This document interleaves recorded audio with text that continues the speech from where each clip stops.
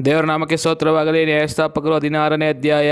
ತರುವಾಯ ಸಂಸೋನನು ಗಾಜಕ್ಕೆ ಹೋಗಿ ಅಲ್ಲಿ ಒಬ್ಬ ಸೂಳೆಯನ್ನು ಕಂಡು ಅವಳ ಬಳಿಗೆ ಹೋದನು. ಸಂಸೋನನು ಬಂದಿರುವುದು ಗಾಜದವರಿಗೆ ಗೊತ್ತಾಗಲು ಅವರು ಬಂದು ಅವನನ್ನು ಸುತ್ತಿಕೊಂಡರು. ಸೂರ್ಯೋದಯವಾಗುತ್ತಲೇ ಅವನನ್ನು ಕೊಂದು ಹಾಕೋಣ ಎಂದುಕೊಂಡು ರಾತ್ರಿಯೆಲ್ಲ ಊರು ಬಾಗಲಲ್ಲಿ ಹೊಂಚಿ ನೋಡುತ್ತಾ ಸುಮ್ಮನಿದ್ದರು. ಸಂಸೋನನು ಮಲಗಿ ಮಧ್ಯರಾತ್ರಿಯಲ್ಲೆದ್ದು ಊರು ಬಾಗಿಲಿನ ಕದಗಳನ್ನು, ಎರಡು ನಿಲುವು ಪಟ್ಟಿಗಳನ್ನು, ಅಗುಳಿಗಳನ್ನು ಹೆಗಲ ಮೇಲೆ ಹೊತ್ತುಕೊಂಡು ಹೋಗಿ ಹೆಬ್ರೋನಿನ ಎದುರಿಗಿರುವ ಪರ್ವತದ ಶಿಖರದ ಮೇಲೆ ಇಟ್ಟನು.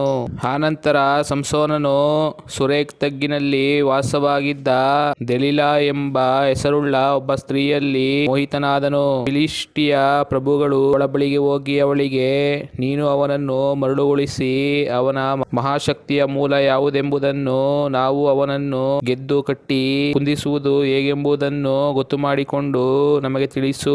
ನಮ್ಮಲ್ಲಿ ಪ್ರತಿಯೊಬ್ಬನು ನಿನಗೆ 1,100 ರೂಪಾಯಿಯನ್ನು ಕೊಡುವೆವು ಎಂದು ಹೇಳಿದರು. ದೆಲೀಲಳು ಸಂಸೋನನಿಗೆ, ನಿನಗೆ ಇಂಥ ಮಹಾಶಕ್ತಿ ಹೇಗೆ ಬಂದಿತ್ತು?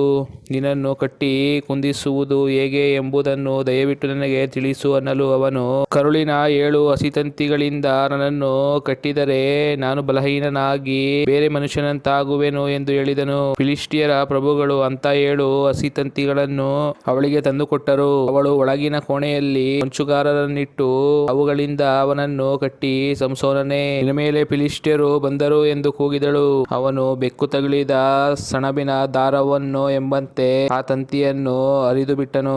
ಹೀಗೆ ಅವನ ಶಕ್ತಿಯ ರಹಸ್ಯವು ತಿಳಿಯದೆ ಹೋಯಿತು. ದೆಲೀಲಳು ತಿರುಗಿ ಸಂಸೋನನಿಗೆ, ನೀನು ನನ್ನನ್ನು ವಂಚಿಸಿದ್ದಿ, ಸುಳ್ಳಾಡಿದ್ದಿ. ನಿನ್ನನ್ನು ಯಾವುದರಿಂದ ಕಟ್ಟಬಹುದೆಂದು ದಯವಿಟ್ಟು ನನಗೆ ತಿಳಿಸು ಅಂದಳು. ಅವನು ಅವಳಿಗೆ, ಯಾವುದಕ್ಕೂ ಉಪಯೋಗಿಸದ ಹೊಸ ಹಗ್ಗಗಳಿಂದ ನನ್ನನ್ನು ಕಟ್ಟಿದರೆ ನಾನು ಬಲಹೀನನಾಗಿ ಬೇರೆ ಮನುಷ್ಯರಂತಾಗುವೆನು ಅಂದನು. ಅವಳು ಒಳಗಿನ ಕೋಣೆಯಲ್ಲಿ ಹೊಂಚುಗಾರರನ್ನಿರಿಸಿ ಹೊಸ ಹಗ್ಗಗಳನ್ನು ತೆಗೆದುಕೊಂಡು ಅವುಗಳಿಂದ ಅವನನ್ನು ಕಟ್ಟಿ, ಸಂಸೋನನೇ, ಫಿಲಿಷ್ಟಿಯರು ಬಂದಿದ್ದಾರೆಂದು ಕೂಗಲು ಅವನೆದ್ದು ತೋಳುಗಳಿಗೆ ಕಟ್ಟಿದ್ದ ಹಗ್ಗಗಳನ್ನು ದಾರವನ್ನು ಎಂಬಂತೆ ಹರಿದು ಬಿಟ್ಟನು. ಆಗ ದೆಲೀಲಳು ಸಂಸೋನನಿಗೆ, ನೀನು ತಿರುಗಿ ನನ್ನನ್ನು ವಂಚಿಸಿದ್ದಿ, ಸುಳ್ಳಾಡಿದ್ದಿ. ನಿನ್ನನ್ನು ಯಾವುದರಿಂದ ಕಟ್ಟಬಹುದೆಂದು ತಿಳಿಸು ಅನ್ನಲು ಅವನು, ನನ್ನ ತಲೆಗೂದಲಿನ 7 ಜಡೆಗಳನ್ನು ಮಗ್ಗದಲ್ಲಿ ನೇಯ್ದರೆ ಸಾಕು ಎಂದು ಹೇಳಿದನು. ಅವಳು ಅವನ ತಲೆಕೂದಲಿನ 7 ಜಡೆಗಳನ್ನು ಗೂಟಕ್ಕೆ ಭದ್ರ ಮಾಡಿ, ಸಂಸೋನನೇ, ಫಿಲಿಷ್ಟಿಯರು ಬಂದಿದ್ದಾರೆ ಎಂದು ಕೂಗಿದಳು. ಅವನು ನಿದ್ರೆಯಿಂದ ಎಚ್ಚೆತ್ತು ಮಗ್ಗದ ಗೂಟವನ್ನು ಕಿತ್ತುಕೊಂಡು ಹೋದನು. ಆಕೆಯು ತಿರುಗಿ ಅವನಿಗೆ, ನಿನ್ನನ್ನು ಪ್ರೀತಿಸುತ್ತೇನೆಂದು ನೀನು ನನಗೆ ಹೇಗೆ ಹೇಳಬಹುದು? ನಿನ್ನ ಮನಸ್ಸು ನನ್ನ ಮೇಲೆ ಇಲ್ಲವಲ್ಲ. 3 ಸಾರಿ ನನ್ನನ್ನು ವಂಚಿಸಿದ್ದಿ. ನಿನಗೆ ಇಂಥ ಮಹಾಶಕ್ತಿ ಯಾವುದರಿಂದ ಬಂದಿತ್ತೆಂಬುದನ್ನು ನನಗೆ ತಿಳಿಸಲಿಲ್ಲ ಅಂದಳು. ಇದಲ್ಲದೆ ಅವಳು ಅವನನ್ನು ದಿನದಿನವೂ ಮಾತಿನಿಂದ ಪೀಡಿಸಿದ್ದರಿಂದ ಅವನಿಗೆ ಸಾಯುವುದು ಒಳ್ಳೆಯದೆನ್ನುವಷ್ಟು ಬೇಸರವಾಯಿತು. ಮತ್ತು ಅವನು, ಕ್ಷೌರಕತ್ತಿಯು ನನ್ನ ತಲೆಯ ಮೇಲೆ ಬಂದದ್ದಿಲ್ಲ. ನಾನು ಮಾತೃಗರ್ಭ ಬಿಟ್ಟದ್ದರಿಂದಲೇ ದೇವರಿಗೆ ಪ್ರತಿಷ್ಠಿತನಾದವನು. ನನ್ನ ತಲೆಯನ್ನು ಕ್ಷೌರ ಮಾಡುವುದಾದರೆ ನನ್ನ ಶಕ್ತಿಯು ಹೋಗುವುದು ಮತ್ತು ನಾನು ಬಲಹೀನನಾಗಿ ಬೇರೆ ಮನುಷ್ಯರಂತಾಗುವೆನು ಎಂದು ತನ್ನ ಗುಟ್ಟನ್ನೆಲ್ಲ ಆಕೆಯ ಮುಂದೆ ಬಿಚ್ಚಿ ಹೇಳಿದನು. ಅವನು ಇದ್ದದ್ದನ್ನು ಇದ್ದ ಹಾಗೆಯೇ ಹೇಳಿದನೆಂದು ದೆಲೀಲಳು ತಿಳಿದು ಫಿಲಿಷ್ಟಿಯರ ಪ್ರಭುಗಳ ಬಳಿಗೆ ದೂತರನ್ನು ಕಳುಹಿಸಿ ಅವರಿಗೆ, ಇದೊಂದು ಸಾರಿ ಬನ್ನಿರಿ, ಅವನು ನನಗೆ ತನ್ನ ಹೃದಯವನ್ನೆಲ್ಲ ತಿಳಿಸಿದ್ದಾನೆ ಎಂದು ಹೇಳಿಸಿ ಕರೆಸಿದಳು. ಅವರು ಹಣವನ್ನು ತೆಗೆದುಕೊಂಡು ಆಕೆಯ ಬಳಿಗೆ ಬಂದರು. ಆಕೆಯು ಸಂಸೋನನನ್ನು ತನ್ನ ತೊಡೆಯ ಮೇಲೆ ಮಲಗಿಸಿಕೊಂಡು ಅವನಿಗೆ ನಿದ್ರೆ ಹತ್ತಿದಾಗ ಒಬ್ಬ ಮನುಷ್ಯನಿಂದ ಅವನ ತಲೆಯ 7 ಜಡೆಗಳನ್ನು ಬೋಳಿಸಿ ಅವನನ್ನು ದುರ್ಬಲಪಡಿಸಿದಳು. ಅವನ ಶಕ್ತಿಯು ಹೋಯಿತು. ಆಗ ಅವಳು, ಸಂಸೋನನೇ, ಫಿಲಿಷ್ಟಿಯರು ಬಂದಿದ್ದಾರೆಂದು ಕೂಗಲು ಅವನು ಎಚ್ಚೆತ್ತು ಮುಂಚಿನಂತೆ ಈಗಲೂ ಕೊಸರಿಕೊಂಡು ಹೋಗುವೆನು ಅಂದುಕೊಂಡನು. ಆದರೆ ಯೆಹೋವನು ತನ್ನನ್ನು ಬಿಟ್ಟು ಹೋಗಿದ್ದಾನೆಂಬುದು ಅವನಿಗೆ ತಿಳಿಯಲಿಲ್ಲ. ಫಿಲಿಷ್ಟಿಯರು ಅವನನ್ನು ಹಿಡಿದು ಕಣ್ಣುಗಳನ್ನು ಕಿತ್ತು ಗಾಜಕ್ಕೆ ಒಯ್ದು ಕಬ್ಬಿಣದ ಬೇಡಿಗಳನ್ನು ಹಾಕಿ ಸೆರೆಮನೆಯಲ್ಲಿ ಬೀಸುವುದಕ್ಕೆ ಹಚ್ಚಿದರು. ಅಷ್ಟರಲ್ಲಿ ಅವನ ತಲೆ ಕೂದಲುಗಳು ಬೆಳೆಯ ಹತ್ತಿದವು. ಶತ್ರುವಾದ ಸಂಸೋನನನ್ನು ತಮ್ಮ ಕೈಗೆ ಒಪ್ಪಿಸಿದ್ದ ತಮ್ಮ ದೇವರಾದ ದಾಗೋನನಿಗೆ ಮಹಾಯಜ್ಞವನ್ನು ಸಮರ್ಪಿಸಿ ಸಂತೋಷ ಪಡಬೇಕೆಂದು ಫಿಲಿಷ್ಟಿಯರ ಪ್ರಭುಗಳು ಕೂಡಿ ಬಂದರು.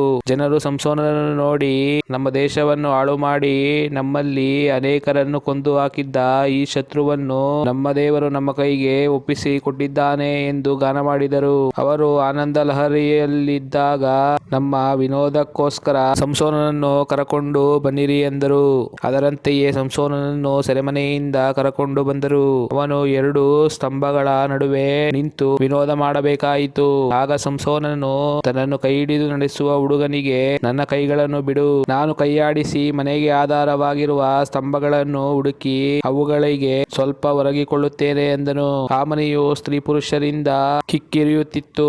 ಫಿಲಿಷ್ಟಿಯರ ಅಧಿಪತಿಗಳೆಲ್ಲರೂ ಅಲ್ಲಿದ್ದರು. ಸಂಸೋನನ ವಿನೋದವನ್ನು ನೋಡುವುದಕ್ಕಾಗಿ ಬಂದವರಲ್ಲಿ ಸುಮಾರು 3,000 ಮಂದಿ ಸ್ತ್ರೀ ಪುರುಷರು ಮಾಳಿಗೆಯ ಮೇಲಿದ್ದರು.